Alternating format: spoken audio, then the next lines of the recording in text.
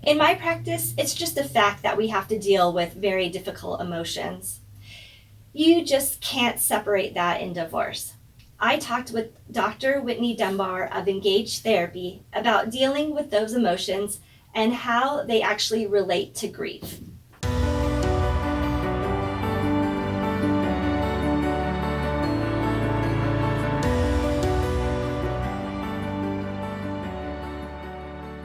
So typically what we find is that it is parallel with what we call the grief process.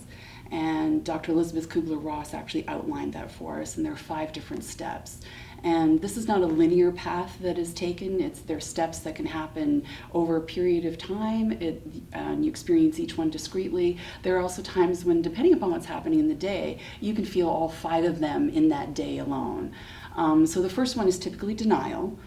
This isn't happening to me, not to our family, that sort of thing. And then after that, there's anger, which is typically when somebody on the outside is called and informed that there's a problem here. There's also bargaining, and that's part of actually the legal step that is actually out there as an actual step that they're doing, but it's also happening on the inside of what they're willing to accept in this situation as far as their emotions are concerned. And then after that, there's typically depression. There's a sadness involved in this loss. Divorce is a loss of what could have been, a loss of your spouse, a loss of your family unit as you believed it to be.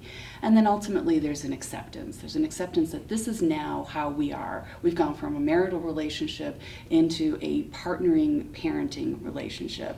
And there's a lot of adjustment with that. So there's a lot of emotion that comes with that as well.